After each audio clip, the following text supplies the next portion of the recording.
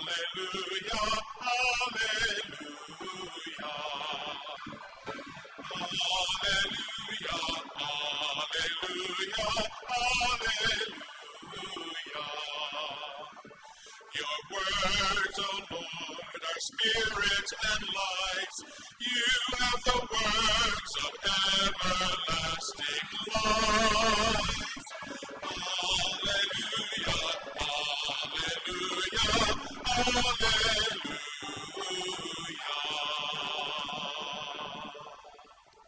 My friends, the Lord be with you. A reading from the Holy Gospel according to Luke. Glory to you, O Lord. Jesus said to his disciples, I have come to set the earth on fire, and how I wish it were already blazing. There is a baptism with which I must be baptized, and how great is my anguish until it is accomplished. Do you think that I have come to abolish the law? No, I tell you, but rather division. From now on, a household of 5 will be divided, 3 against 2 and 2 against 3. A father will be divided against his son, and a son against his father. A mother against her daughter, and a daughter against her mother. A mother-in-law against her daughter-in-law, and a daughter-in-law against her mother-in-law. The Gospel of the Lord.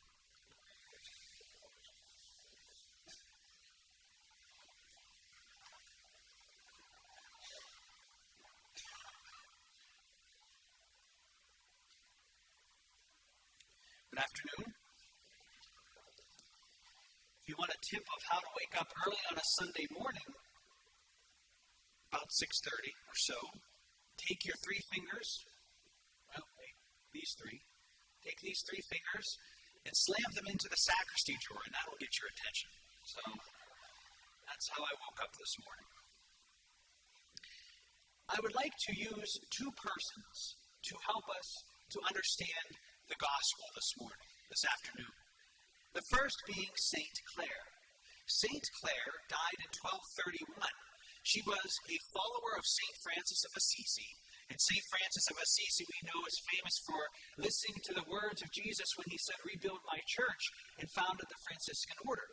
Well, Saint Clare likewise eventually founded what we now know as the Poor Clare Sisters, which is one of the oldest religious congregations of women in our faith and our history. But why I bring up St. Clare this morning is because she was known for 2 reasons. Her behind-the-scenes work through prayer and with the building up that she did of her community and of her sisters and of those that encountered her in small and silent ways, but also through her grace of perseverance. Now, the second person is not just a singular person that I'd like to bring up, but rather a group of persons known as the Hebrews. The Hebrews are the ones whom we have been hearing from the last couple of weeks in our second reading.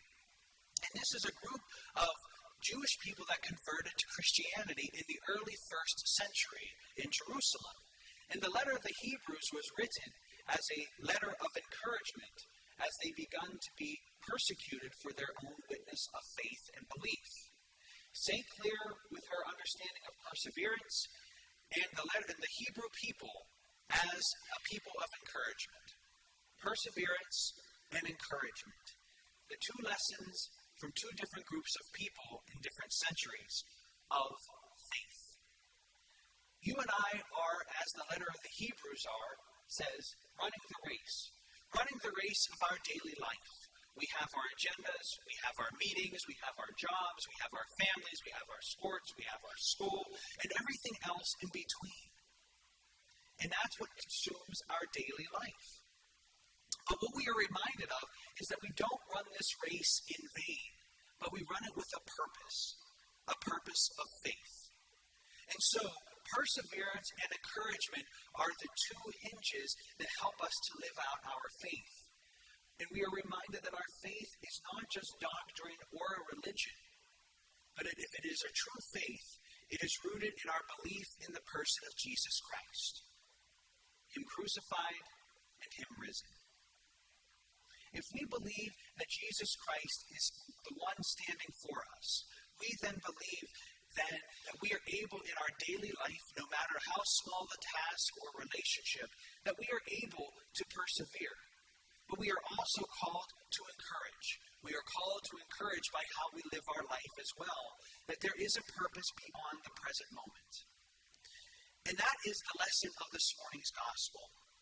We are called to persevere in the present, but also to stay focused on Jesus in the hope of something better in the future. We are called to live now for the future. The ultimate understanding of this morning's gospel, then, is not just the gloom and doom that we hear to our ear, but it's the underlying meaning of what Jesus is trying to get across. And that is the ultimate message and meaning and purpose of faith in Jesus Christ is love. Love that conquers all. That at the end of the day, at the end of our lives, and at the end of our purpose, the only thing that matters is love. True love, everlasting love.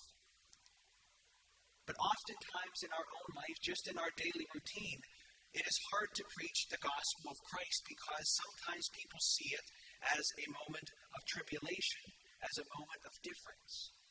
But we are called to rise above that. We are called to persevere in our everyday moments of life and encourage each other to live out and to see Jesus that is present. To live out Jesus whom we are soon to receive here from his altar, and to live that out in our daily lives until we receive him once again. Perseverance and encouragement. True gift of faith, but a challenge that is always set before us. I leave you this morning with these words then from St. Clare. St. Clare said, we become what we love, and who we love shapes what we become. We become what we love, and who we love shapes what we become. May we be challenged by these words to continue to let our faith persevere, to persevere and encourage each other, because we are focused on not just a what, but a who in Jesus Christ, and that every action we may see Jesus in all that we meet.